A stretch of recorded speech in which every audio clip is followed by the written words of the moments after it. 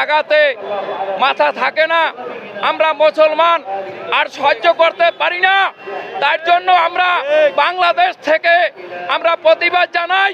আমাদের বাংলাদেশ সরকার ইউনূস সরকারকে আমরা প্রতিবাদ জানাই যে আজকের আমাদের যদি ফিলিস্তিনে যাওয়ার জন্য আমাদের যদি ভিসা তৈরি করে দেন, আমরা ইসলামের জন্য যুদ্ধ করব, সেখানে যাব।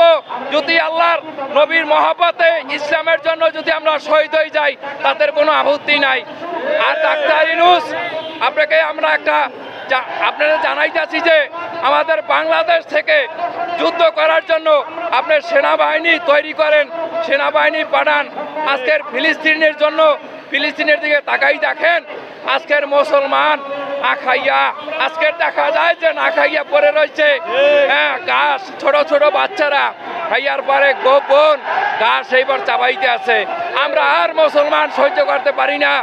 আমরা এই থেকে আহলে সুন্নাত ওয়াল জামাতের পক্ষ থেকে আমরা এই বাংলাদেশ ওলি আল্লাহদের দেশ, ওলি আল্লাহদের তরফ থেকে আমরা জানাইতেছি যে আল্লাহ তুমি ফিলিস্তিনে রক্ষা করো, ফিলিস্তিনের মুসলমানকে রক্ষা করো, ভারতকে মুসলমানের জন্য রক্ষা করো। আজকের ভারতের মোদী সরকার মুসলমানের যে অত্যাচার করে, আগুন দিয়া হাত বাঞ্জা বাঞ্জা এইবার পোড়াইতে আছে। আল্লাহ তুমি এ মুসলমানদের জন্য রক্ষা করো। আজকের আমি জানাইতেছি যে ডাক্তার ইউনূস সাহেব, আপনি ভারতের জন্য কঠিন ব্যবস্থা নেন। ভারত যেন আমাদের মুসলমানের দিনে যেন তাকাইতে না পারে, ও যেন চোখে চোখ রাইখা কথা না কইতে পারে, এর ব্যবস্থা করেন। আপনি আর একটা আপনি ফারাক্কা বাঁধের জন্য আপনি একটা ব্যবস্থা তৈরি করেন। আমরা বাংলাদেশের যত জনগণ আছি, দরকার হইল 100 টাকা করে আমরা দিব, আপনি এর একটা নির্দিষ্ট জারি করেন। আমরা উত্তরবঙ্গে দেখা যায় যে হাজার হাজার ঘর বাড়ি ফারাক্কা বাঁধ যখন ছেড়ে দেয়, আমাদের বাংলাদেশের গরিব মুসলমান তলাই যায়, না খাই থাকে। আমরা বিভিন্ন দিক দিয়ে সাহায্য করে। এই নিয়ে আমরা বাংলাদেশ থেকে প্রতিবাদ জানাই। ফিলিস্তিনের জন্য আপনি ব্যবস্থা করেন। আর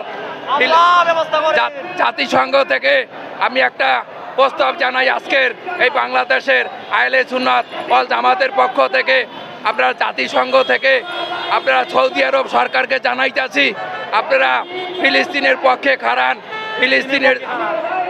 ফিলিস্তিনের পক্ষে খাড়ান। আপনারা এই ফিলিস্তিনের যে অত্যাচার হইতেছে আপনারা বন্ধ করেন। বন্ধ না করলে মুসলমানের জন্য বড় আঘাত আসবে। এমন সময় দেখা যাইব যে মুসলমান কান্ট্রি যারা আছে, ইহুদি নাসারান, ওরা আমাদের উপরে হামলা করব।